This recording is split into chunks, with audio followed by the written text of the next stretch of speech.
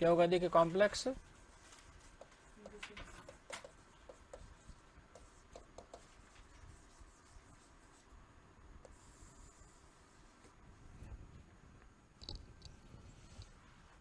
इसमें लिखिए step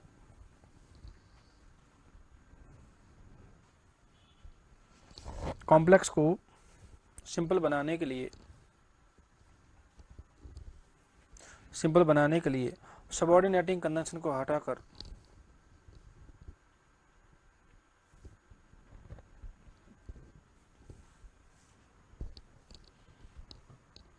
complex को सिंपल बनाने के लिए सबऑर्डिनेटिंग कन्वेंशन को हटाकर एक सेंटेंस को फ्रेज बनाना पड़ता है। सबऑर्डिनेटिंग कन्वेंशन को हटाकर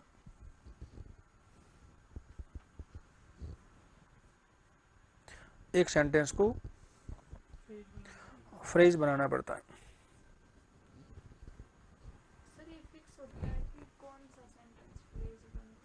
अरे जहाँ कंजंक्शन है वही तो हटेगा ना उसके बाद वाला, नहीं तो फिर किसको हटाओगे आप। और कभी कभी थोड़ा बहुत परिवर्तन करना पड़ता है, वाक्य डिसाइड करेगा आपको। बस थोड़ा सा क्या मांगता है ये, थोड़ी सी प्रैक्टिस मांगती है। थोड़ा दिमाग से मैटर को ज़्यादा पढ़ो आप, जितना ज़्यादा पढ़ोगे ना उतना दिमाग का क्या होगा भाई, हाँ लेवल 6 सेंस शुरू हो जाएंगे आपके ऑटोमेटिकली। है रटने वाला काम तो करना ही नहीं है। तो अभी करना क्या आपको, यहाँ पे कॉम्प्लेक्स को बनाना है सिंपल। तो सबसे पहले क्या ढूंढना है आपको, कन्वेंशन ढूंढना है। और कॉम्प्लेक्स सेंटेंस में 3 तरह से होते हैं आपके पास क्लॉज, पता है कौन कौन से होते हैं। नाउन क्लॉज होता है, एडजेक्टिव क्लॉज होता है, क्या होता है आपका एडवर्ब क्लॉज होता है। वो सारे हटके क्या बन जाएगा, फ्रेज बन जाएगा। क्योंकि आपने पहले ये तो किया है नाउन फ्रेज का, अरे नाउन क्लॉज, तो नाउन क्लॉज का तो फिर किसको करना है, समझ गया ना।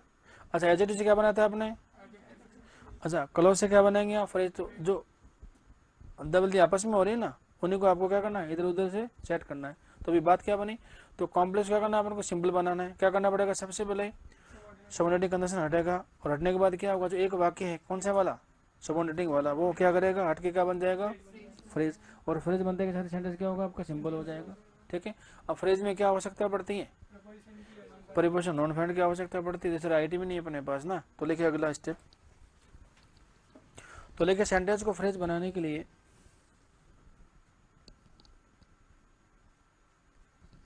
सेंटेंस को फ्रेज बनाने के लिए सेंटेंस को फ्रेज बनाने के लिए नॉन फाइनाइट्स तथा प्रीपोजिशन की आवश्यकता पड़ती है।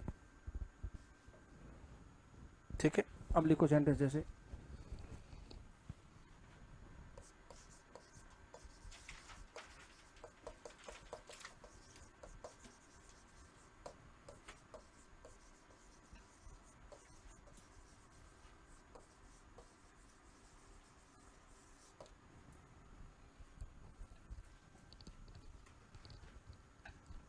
तो देखिए ही admitted that he had done wrong.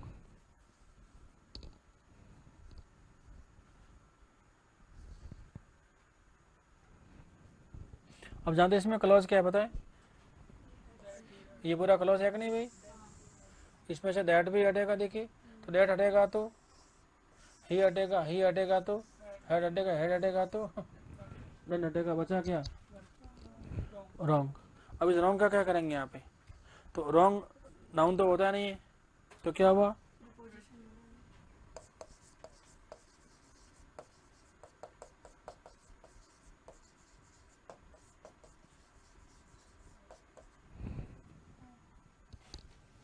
अरे उसने अपनी गलती, अरे उसने स्वीकार किया कि उससे गलत हो गया, इसका मतलब उसने अपनी गलती मान ली। काम तो करना पड़ेगा ना, क्या अच्छा नहीं आया इसमें, कल क्यों नहीं आई थी, तो फिर क्या दवाई दी इसको तूने इसको, और कोई तरीके नहीं है, फॉल्ट की जगह कुछ और बड़ी नहीं। रॉन्ग का मतलब क्या होता है, अरे गलती होगी ना भाई, उसने गलती की, इसका मतलब क्या, आप फॉल्ट पे हो।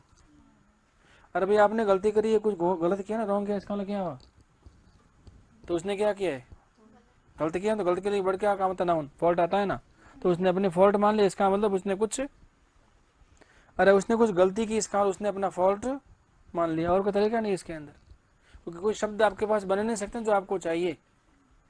भाई ना तो आप दैट को बना सकते हैं, ही से क्या हो गया आपका, हिज हो गया, जो हेड वर्ब है इससे कुछ नहीं हो सकता, डन से कुछ नहीं हो सकता, रॉन्ग है वो क्या हो गया आपका यहाँ पे फॉल्ट बन गया। एक वाक्य और लिखिए।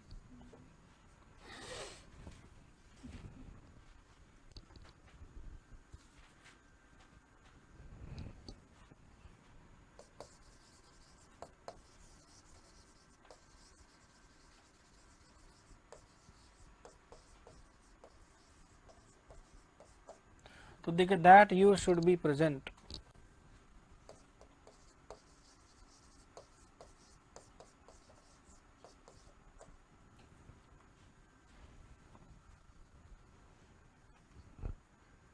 क्या देखिए that you should be present is essential, मतलब क्या सेंटेंस का, तुम्हारा प्रेजेंट होना आवश्यक तो क्लॉज क्या है इसमें, दैट यू शुड बी तो देखिए that you should be present पूरा क्या आपका नाउन क्लॉज है जो क्या है, अरे सब्जेक्ट है अभी ना, इसे बदलना आपको ना कि आप उपस्थित रहें, ये बहुत नेसेसरी जरूरी है, तो क्या होगा दैट तो हटेगा। अब इसे बनाना है कि आपको फ्रेज बनाना है ना, और देखिए फ्रेज बनाने में जो लिखा ना आपका प्रेजेंट, ये बनेगा आपका नाउन, तो क्या होगा देखिए,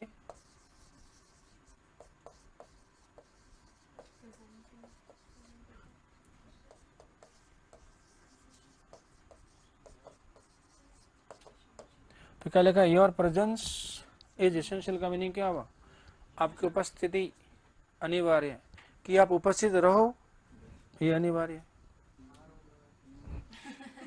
अच्छा ये ना, तो क्या लिखा है, योर प्रेजेंस का मीनिंग आपकी उपस्थिति अनिवार्य है, तो आपकी उपस्थिति का मीनिंग क्या हुआ कि आप उपस्थित रहो, बात तो वो की वही है, सिर्फ लिखने का ढंग बदला।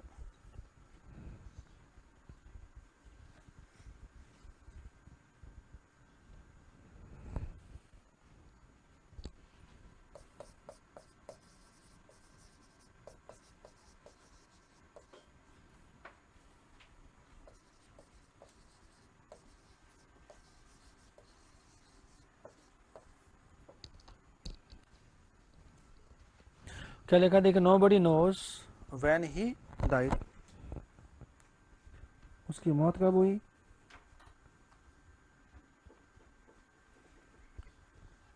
कंपाउंड कैसे बने, किसका किसका कंपाउंड, ऊपर जस्ट सेकंड लास्ट पहले वाक्य बनाओ क्या होगा भाई, यू शुड बी प्रेजेंट, और आगे का लिखा है भाई ये आपका कंजंक्शन है। अब कंपाउंड में क्या चाहिए आपको, दोनों के बीच में तालमेल है क्या कोई, नहीं तो नहीं बनेगा, तो हर सेंटेंस एक दूसरे में बदलना जरूरी नहीं है, कुछ तो बन जाते हैं लेकिन सारे बनना जरूरी नहीं, कोई कनेक्टिविटी नहीं है, क्योंकि जो कंजंक्शन चाहिए वो आपका सेट हो ही नहीं सकता इसके अंदर, तो कंजंक्शन सेट नहीं होगा तो सेंटेंस नहीं बनेगा। अच्छा, nobody knows when he died, किसी को नहीं पता उसकी मौत कब हुई, कैसे हुई नहीं है,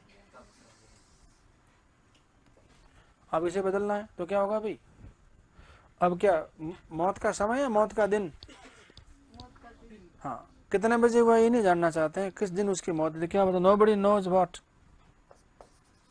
दैट डे तो जो वैन है वो क्या बना पे द डे,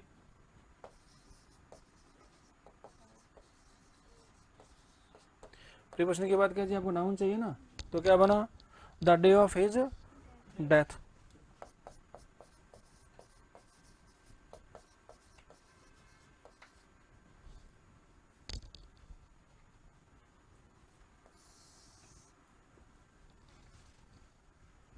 तो कॉम्प्लेक्स में नाउन क्लॉज हो सकता है, एडजेक्टिव क्लॉज हो सकता है, क्या होता है एडवर्ब क्लॉज भी हो सकता है।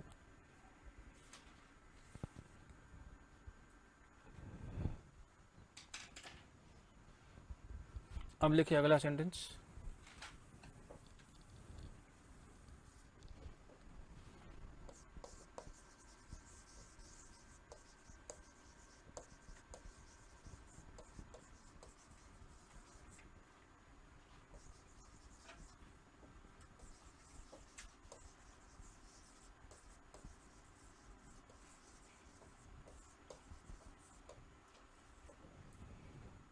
तो देखिए people who work hard are always successful,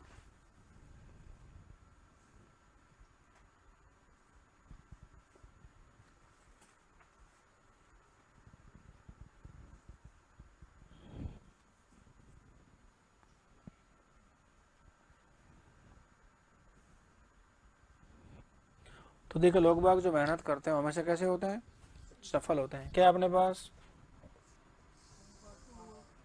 ये अपने पास है एडजेक्टिव क्लॉज।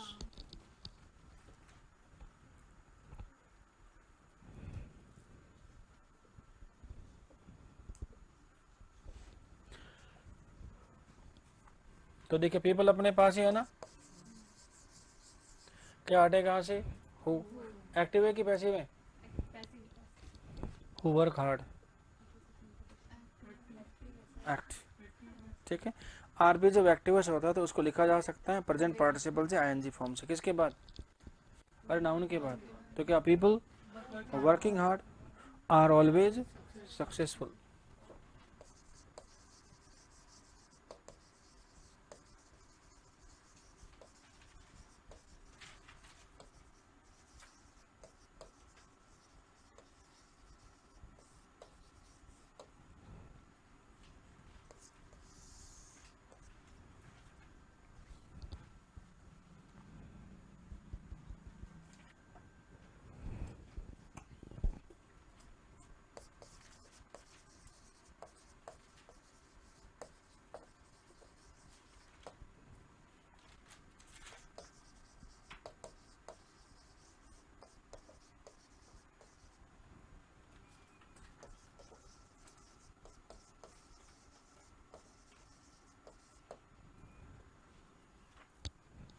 तो देखिए the man who wrote this book was a very poor man. तो देखिए आदमी जिसने इस किताब को लिखा वो बहुत ही गरीब व्यक्ति था, यह आदमी था। क्या भी आपके पास, हु रोट दिस बुक,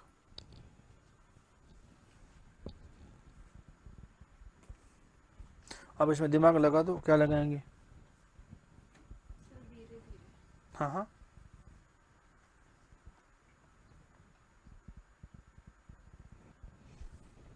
अच्छा कभी आपने वन वर्ड तो पढ़े होंगे मेरे ख्याल से, हैं? वो आदमी जो किताब लिखता है क्या होता है, राइटर होता है, ऑथर होता है। दिक्कत क्या है इसमें, तो हो जाएगा the writer of this book and the author of this book was very poor man. तो फिर और कैसे होते हैं, तो हमारे दिमाग में क्यों नहीं आता इसका? अभी पहली बार कर रहे हैं आप, आएगा थोड़ा बदल था लेकिन ऐसे कैसे आएगा वो यूज कर सकते हैं? आएगा, और एक साथ पूरा नहीं आएगा तो कुछ भी हो सकता है ना। लेकिन जैसे अगर 4 सेंटेंस आप दोगे ऑप्शनल सर, पता है हम क्या सोच रहे थे, जैसे आपने ऊपर वाले में क्या था ना, तो हम तो नॉन फाइनाइट्स पे जा रहे थे। कोई बात नहीं, अभी जाओगे धीरे धीरे। तो अभी अलग अलग तरह के वाक्य दे रहा हूँ सारे में, एक जैसे नहीं दे रहा हूँ। कहीं बन के आता है, कहीं कॉमन से, अभी रॉन्ग लिखा था वहाँ पे, सिर्फ क्या चाहिए था आपको, फॉल्ट चाहिए था, वहाँ शब्द बन ही नहीं सकते थे वहाँ पे। तो क्या होगा, the author of this book was a very poor man. क्या दिक्कत है इसके अंदर, ऑथर ने यार राइटर लिख लो, लेकिन जब पढ़ोगे ना चीज़ों करोगे तो ऑप्शन काम करने लग जाएंगे एग्जाम में, अदरवाइज सब सही लगेंगे सब गलत लगेंगे वहाँ पे। तो क्या बनेगा, और राइटर के बजाय ऑथर शब्द अच्छा जानते हैं, क्योंकि राइटर तो कोई भी हो सकता है, बट ऑथर हर कोई नहीं हो सकता, ठीक है ना। आप भी राइटर हैं, अभी नकल कर रहे हैं तब, बट ऑथर नहीं है ना, ऐसे।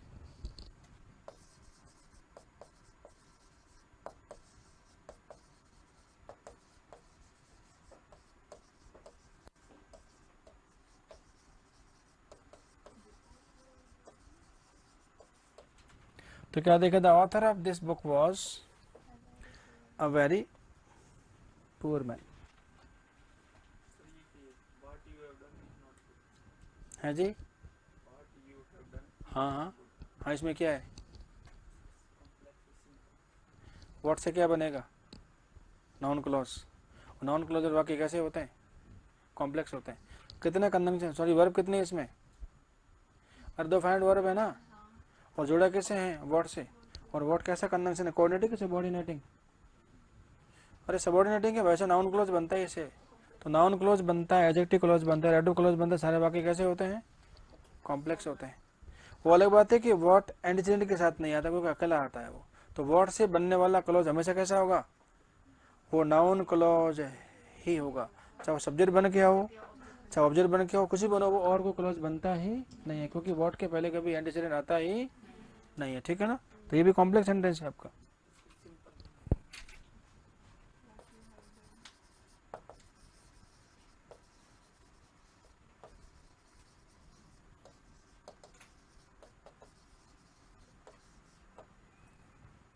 क्या लिखा है भाई? What you have done is not good. हाँ, अरे आपने किया वो ठीक नहीं, इसको आपका करना ठीक नहीं है, तो क्या हुआ?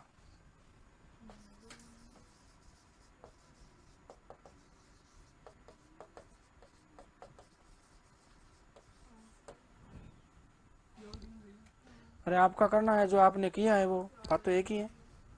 अब और क्या है? पॉजेसिव है, उसके बाद क्या चाहिए?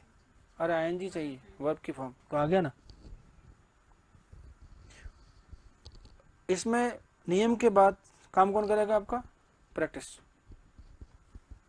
नियम अपनी जगह पे है, लेकिन हर बार नियम यूं क्यों खड़े उतरने को जरूरी नहीं है। जब शब्दों का आपस में ट्रांसफॉर्म नहीं हो पा रहा, तो फिर आप क्या करेंगे वहां पे? फिर नियम काम नहीं करेगा। लिखिए के वाक्य और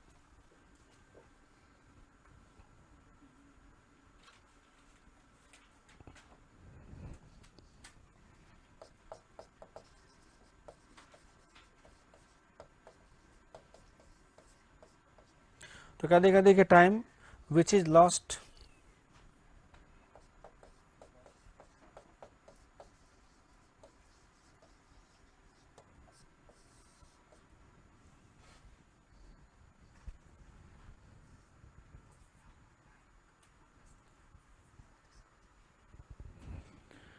अरे जो समय गया सो गया, वापस नहीं आता। तो टाइम विच इज लॉस्ट का मीनिंग क्या? समय जो गुजर गया, जो निकल गया है। इज लॉस्ट फॉर एवर का मीनिंग क्या हुआ? वो हमेशा हमेशा के लिए गया। इसका मतलब वो कभी लौट के आ सकता ही नहीं। अब अपने पास क्या एडजेक्टिव क्लॉज है? कौन सा वाला? Which is lost. इसे क्या करना है?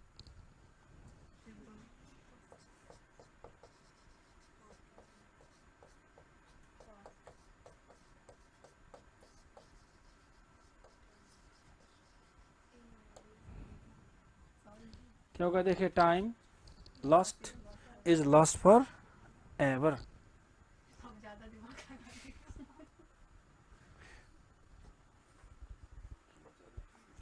अरे भाई साहब, पैसिव वॉइस में है कि नहीं? और पैसिव में थर्ड ऑफ चाहिए किसके बाद? नाउन के बाद। तो लॉस्ट कौन सी वर्ब है ये? सेकंड तो हो ही नहीं सकती ना। कौन सी है फिर ये? थर्ड है। थर्ड क्यों पता है? क्योंकि एक सेंटेंस में आपकी वर्ब आ सकती है फाइनाइट एक ही बिना कंजंक्शन के। तो कैसे पढ़ेंगे आप? Time lost is lost for ever. और आप कैसे बनेंगे? टाइम लॉस्ट इज, हाँ, लॉस्ट फॉर एवर। लेकिन अर्थ में हम वही निकालेंगे जो आप निकाल रहे हो। नहीं, वो तो आपका बड़प्पन है जी। वो तो बड़प्पन है आपका। अरे थर्ड वर्ब हो गया ना आपका, पास्ट पार्टिसिपल है, इसके बाद टाइम के बाद लॉस्ट लिखा हो थर्ड फॉर्म में। यूनिट तो है ही ना, सब्जेक्ट तो हो गया ना, तब भी पूरा आपका सब्जेक्ट है इसका। अकेला लॉस्ट कैसे आएगा? मतलब वर्ब की फॉर्म सेकंड है कि थर्ड है? कौन सी है? कौन सा? अरे ये ऐसे है ना। थर्ड वर्ब है ना, इसके बाद कौन सी वर्ब आती है? अरे इधर वाला थर्ड वर्ब है, इधर वाला भी थर्ड है। एक पैसिव वाला है और एक अरे एडजेक्टिव हो गया ना। नाउन के बाद थर्ड वर्ब आने का मतलब क्या होता है? एडजेक्टिव होता है, और इसको लिखा जा सकता है पैसिव वॉइस में। जब इसको लिखोगे ना लौट कर, तो क्या बनेगा? विच इज लॉस्ट बन के आएगा आपका। तो नाउन के बाद थर्ड वर्ब होने का मतलब इसको लिखा जा सकता है किसमें? पैसिव वॉइस में। और फोर्थ होने का मतलब क्या होगा? उसे एक्टिव वॉइस में लिखा जा सकता है, ठीक है ना। लिखिए एक और सेंटेंस।